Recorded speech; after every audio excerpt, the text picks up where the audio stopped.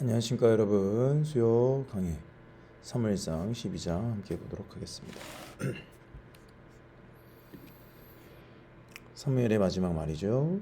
사무엘이 온 이스라엘에게 이르되 보라 너희가 내게 한 말을 내가 다 듣고 너희 위에 왕을 세웠나니 이제 왕이 너희 앞에 출입하느니라. 보라 나는 늙어 머리가 희어졌고 내 아들들도 너희와 함께 있느니라. 내가 어려서부터 오늘까지 너희 앞에 출입하였거니와 내가 여기 있나니 여호와 앞과 그의 기름 부으심 받은 자 앞에서 내게 대하여 증언하라.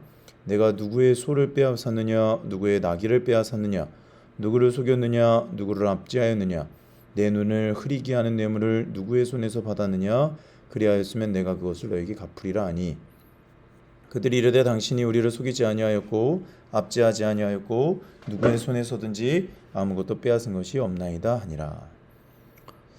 말 그대로 이제 사무엘이 이제 마지막 고별의 이야기를 하면서 자신이 사사로 섬길 때, 선지자로 섬길 때 아무것도 자기의 사익을 위해서 취한 것이 없다라고 말을 하면서 이제 꾸중하는 이야기, 촉구하는 이야기를 시작을 하는 것입니다.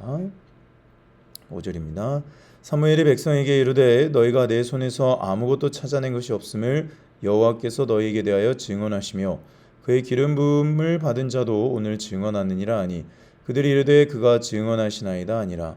사무엘이 백성에게 이르되 모세와 아론을 세우시며 너희 조상들을 애굽 땅에서 인도하여 내신 이는 여호와이시니 그런즉 가만히 서 있으라. 여호와께서 너희와 너희 조상들에게 행하신 모든 공의로운 일에 대하여 내가 여호와 앞에서 너희와 담론하리라. 하나님께서 이 땅을 지키시고 인도하셨다 라고 말씀을 하시죠. 그러니까 하나님께서 지금까지 인도하고 다 지켜놓으셨는데 왜 왕을 했느냐, 그런 말을 하기 위한 것이죠. 8절입니다. 야곱이 애굽에 들어간 후 너희 조상들이 여호와께 부르짖음에 여호와께서 모세 아론을 보내사 그 두 사람으로 너희 조상들 애굽에서 인도해내 이곳에 살게 하셨으나 그들이 그들의 하나님 여호와를 잊은지라. 여호와께서 그들을 하솔 군사령관 시스라의 손과 블레셋 사람들의 손과 모압 왕의 손에 넘기셨더니 그들이 저희를 치매 백성이 여호와께 부르짖어 이르되 우리가 여호와를 버리고 바알들과 아스타롯을 섬김으로 범죄하였나이다. 그러나 이제 우리를 원수들의 손에서 건져내소서. 그리하시면 우리가 주를 섬기겠나이다 하매 여호와께서 여룻바알과 베단과 입다와 나 사무엘을 보내사 너희를 너희 사방 원수의 손에서 건져내서 너희에게 안전하게 살게 하셨거늘 너희가 암몬 자손의 왕 나하스가 너희를 치려옴을 보고 너희 하나님 여호와께서는 너희의 왕이 되심에도 불구하고 너희가 내게 대하여 이르기를 우리를 다스릴 왕이 있어야겠다 하였노라. 하나님께서 사사들을 그때마다 보내셔가지고 이스라엘을 구원하시고 계속해서 지키셨는데 너희들은 그럼에도 불구하고 왕이 있어야 되겠다. 눈에 보이는 왕을 내놔라. 다른 나라에도 있는 것을 내놔라 라고 하고 있다는 겁니다. 하나님께서 살아계신 왕으로 이 땅을 통치하고 계시고 인도하심에도 불구하고 눈에 보이는 왕을 내놔라 이거예요. 이게 다른 국가들과 비교하면서 지금 나오는 거거든요. 그래서 사무엘이 너무 안타까워서 마지막 고별 설교를 하면서 지금 이 이야기를 하고 있는 것입니다. 이제 너희가 구한 왕 너희가 택한 왕을 보라. 여호와께서 너희 위에 왕을 세우셨느니 그래 너희가 원하는 대로 하나님께서 너희에게 왕을 세워주셨다. 이제 됐냐? 14절이죠. 너희가 만일 여호와를 경외하여 그를 섬기며 그의 목소리를 듣고 여호와의 명령을 거역하지 아니하며 또 너희와 너희를 다스리는 왕이 너희 하나님 여호와를 따르면 좋겠지만은 너희가 만일 여호와의 목소리를 듣지 아니하고 여호와의 명령을 거역하면 여호와의 손이 너희의 조상들 치신 것 같이 너희를 치실 것이라. 너희는 이제 가만히 서서 여호와께서 너희 목전에 행하신 이 큰일을 보라. 그러니까 왕이 있든지 없든지 여호와 하나님을 경외하고 섬기라고 촉구하고 있는 겁니다. 왕이 있으니 이제 여호와 따위는 하나님 따위는 우리한테 필요 없다. 분명 이럴 거거든요. 왕한테 의지하는 사람들이. 우리나라도 마찬가지잖아요. 정치에 열광하는 사람들 이유가 뭡니까? 하나님의 통치를 거부하는 거예요.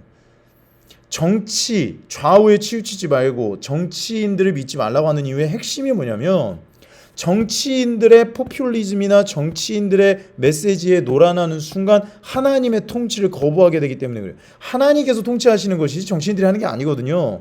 근데 정치인들이 왜 그렇게 설치고 다니느냐? 사람들이 자기를 바라보고 있기 때문에 뭔가 그들이 원하는 대로 해줘야 돼요. 그러니까 쿵짝이 맞아서 계속 엉망진창이 되는 겁니다. 이 민주주의의 폐해가 바로 이거예요.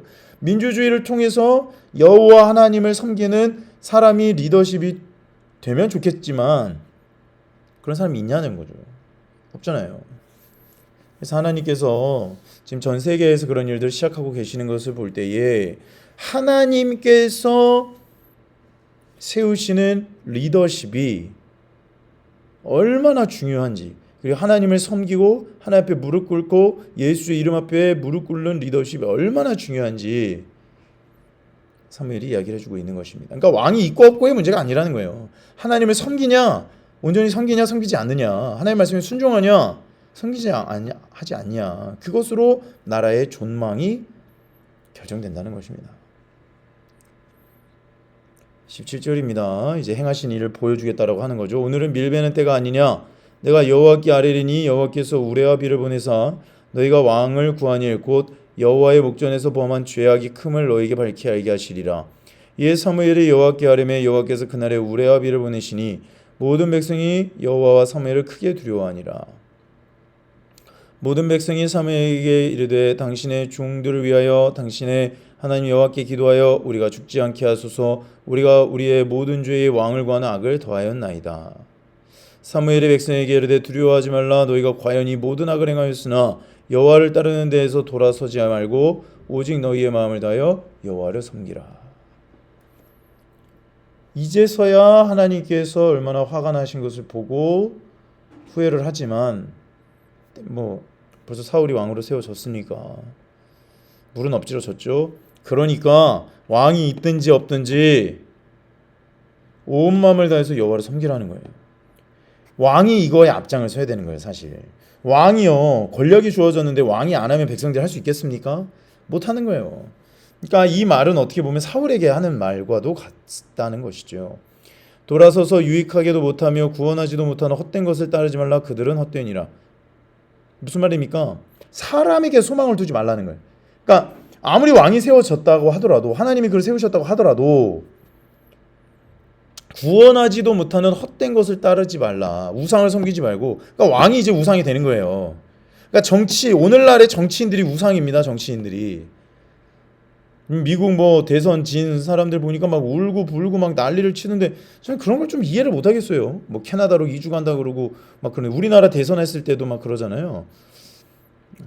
그만큼 정치인들 자체, 스타 자체가 우상이 되는 것이 오늘날 민주주의 현실입니다. 인기 투표잖아요, 사실. 그래서 하나님을 온전히 섬길 수 있도록, 그러니까 리더십 자체가 그것을 알고 하나님 앞에 엎드리는 자가 돼야 된다는 거죠. 근데 과연 그런 사람들이 얼마나 있을까? 23절, 22절 여호와께서는 너희를 너희 백성으로 삼으신 것을 기뻐하셨으므로 여호와께서는 그의 크신 이름을 위해서라도 자기 백성을 버리지 아니하실 것이요 나는 너희를 위하여 기도하기를 쉬는 죄를 여호와 앞에 결단코 범하지 아니하고 선하고 의로운 길을 너희에게 가르칠 것인즉 너희는 여호와께서 너희를 위하여 행하신 그 큰 일을 생각하여 오직 그를 경외하며 너희의 마음을 다하여 진실이 섬기라. 만일 너희가 여전히 악을 행하면 너희와 너희 왕이 다 멸망하리라. 그러나 하나님께서 너희를 백성을 삼으셨기 때문에 너희를 버리지 않을 거고 나도 너희를 위하여 기도하며 이 나라 민족을 위해서 기도하는 것을 멈추지 않을 것이다. 계속 너희들에게 가르침을 줄 것이다. 그러니까 정신 똑바로 차리고 하나님을 경외하고 진실이 섬겨라. 만약 하나님을 버리는 악을 행하면 너희뿐만 아니라 너희 왕도 다 멸망하게 될 것이다 라고 경고하고 있습니다. 그러니까 왕을 세우는 입장에서 축사를 해도 모자랄 판에 왜 이런 꾸지람과 같은 선포를 하고 있는가? 그만큼 왕을 섬기는 것을 통하여서 정사와 권세라고 하는 것을 우상으로 섬기는, 정치 권력을 우상화하고 정사와 권세가 왕을 통하여서 나라를 좌지우지하는 문을 열었기 때문에 그런 거예요. 지금 왕이 세워진다는 것은 단순히 왕이 세워져서 끝나는 것이 아니라 정사와 권세가 왕을 통하여 나라를 좌지우지할 수 있는 길의 문을 활짝 열었다는 거예요. 나중에 보면 사울에게 악령이 임해가지고 어쩌고저쩌고, 이 악령이라고 하면 엑소시스트나 그런 데 나가서 막 이러는 그런 악령이 아니라 정사와 권세가 권력이라고 하는 그 욕망을 충동질했을 때 다윗을 죽이게 가도 길길이 날뛰잖아요. 그런데 왕이 그렇게 길길이 날뛰면 신하들이, 백성들이 어떻게 해야 됩니까? 제어해줘야 되는데 제어할 수가 있나요, 왕을? 왕을 누가 제어합니까? 최고 권력자인데. 왕을 제어할 수 있는 사람이 없어요. 왕 자신이 정신을 차리지 않으면, 그러니까 그동안은 누군가 정신을 차려가지고 리더십으로 하나님께서 세우시는 것을 통해서 그때그때마다 하나님의 인도를 받았는데, 왕이 딱 세워지잖아요. 이 왕이요, 걷잡을 수 없이 폭군이 되더라도 대체할 사람이 없는 거예요. 대체할 사람이. 그러니까 정사와 권세가 나라를 지배할 수 있는 아주 손쉬운 문을 열어 젖힌 거라는 것이죠. 이 굉장히 심각한 죄악이 된 거야. 이것을 바탕으로 해서 정사와 권세가 정치 권력과 정치인들을 좌락펴락하면서 하나님부터 멀어지게 만든 일들이 오늘날까지 이어지게 된 것입니다. 왜냐? 이방인들의 제도를 가지고 왔잖아요.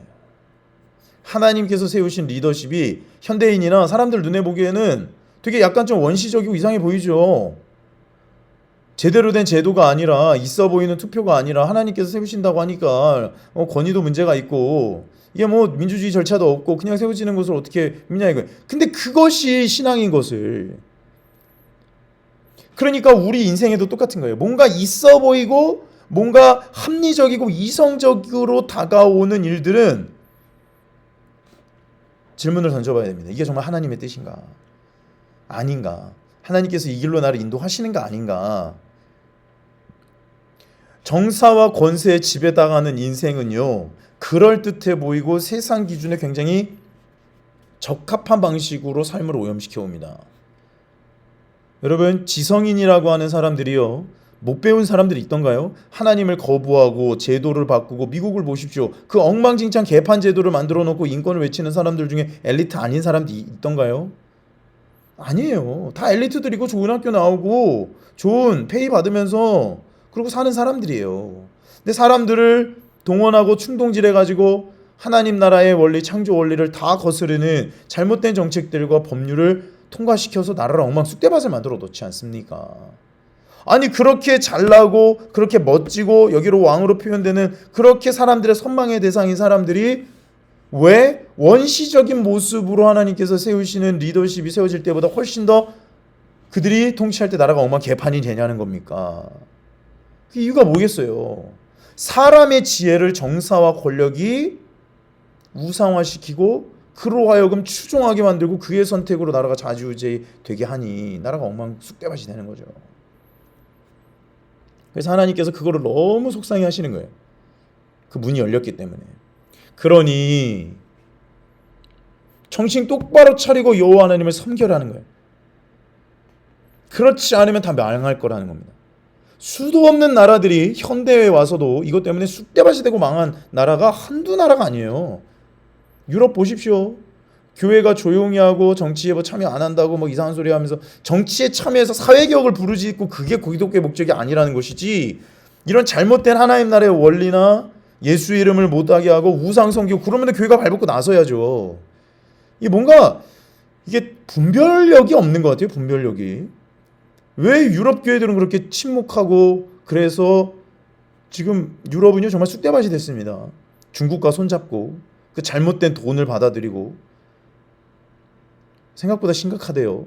이탈리아 같은 경우에는 파스타나 피자 사 먹을 돈도 없을 정도로 굉장히 힘들다고 하더라고요. 왜 그런 일들이 일어나는가? 몰라요. 본인들은 몰라요. 알 수가 없어. 왜냐? 자기들은 엘리트들이나 집단 지성으로 이 모든 것들을 결정하고 좋은 방향으로, 인권을 살리는 방향으로 왔거든요. 본인의 입장에서 아주 좋아요. 그런데 하나님을 떠나는 방식에 언제나 지성인들과 엘리트들이 만들어 놓은 아주 그럴듯해 보이는 길을 가면서 하나님으로부터 멀어지는 것이지, 야만인적이고 원시인적인 방법으로 멀어지는 것이 아니라는 것입니다. 아주 세련되고 지성이 있고 지적인 방법으로 하나님으로부터 멀어지게 하는 것이 보통 방법이라는 것이죠. 지금 왕 제도까지 나왔으니까 얼마나 이스라엘은 세련돼졌습니까? 어디서 듣도 보지도 못한 사람이 갑자기 나타나가지고 여호와 이름을 외치면서 리더십이 되는 것보다 훨씬 더 세련됐잖아요. 근데 왜 하나님이 이렇게 슬퍼하시는 것일까? 그 본질에 왕이라고 하는 권력이 우상화되어서 하나님을 섬기는 것을 대체하는 길로 가버리기 때문에 그런 거예요. 그래서 이제 말씀을 마무리하자면 이 사무엘서를 통하여서 우리가 알 수 있는 게 뭐다. 하나님을 섬기고 순종하는 길이 세상 눈에, 사람들의 눈에, 나의 지적인 눈에 어떻게 보일지 몰라도 최선이라는 거예요. 하나, 하나님께서 인도하시는 것, 가만히 있어 하나님께서 하신 일들을 기다리고 머무르는 것이 최선의 방법이라는 겁니다. 그래서 말씀 가운데 묵상하고 말씀대로 주께서 부르신 곳에 머물러 있을 때에 하나님께서 먹이시고 입히시고 채우시고 가정을 이렇게 세우시는 것을 보셔야 돼요. 그렇게 해서 주님 앞에 쓰임받는 사람들도 많습니다. 가만히 있는 것, 주님께서 내 인생, 우리의 가정, 나라와 민족을 인도하시도록 가만히 있는 것, 그것으로 충분하다. 그것이 우리가 사무엘 상서를 통해서 배울 수 있는 겁니다. 그래서 지금 어떤 고민이나 어떤 선택을 해야 되는 상황 가운데 있으시다면 주님 앞에 엎드리셔서 주님께서 자연스럽게 이끄시는 곳에 한번 몸을 맡겨 보십시오. 그때 하나님께서 놀랍게 기도 제목에 우리가 상상할 수 없는 방법으로 인도하시며 하나님이 하나님 되심을 드러내신 것을 경험하게 되실 겁니다. 기도하겠습니다. 하나님, 이스라엘에 이제 왕이 세워졌을 때에 왕이 타락하면 이스라엘도 타락하고 왕 한 사람한테 이제 전적인 하나님을 섬기는 것을 맡겨야 된다는, 결국 그것 때문에 다윗이 또 세워지는, 사무엘이 너무 속상해서 백성들로 하여금 정신 차리라고 경고하는 모습을 보았습니다. 하나님, 이것이 이스라엘 백성에게만 해당되는 이야기가 아니라 우리도 하나님 앞에 온전히 섬으로 말미암아 하나님만 바라보고 우리의 가정이, 우리의 일터가, 우리의 나라 민족이 하나님만을 바라보며 하나님의 영광과 하나님의 통치 가운데 아름답고 놀라운 회복의 역사를 일어날 수 있도록 인도해 주시옵소서. 감사하며 예수님의 이름으로 기도하였습니다. 아멘. 사랑으로 축복합니다. 내일 새벽에 또 우리 출애굽기로 만나겠습니다. 감사합니다.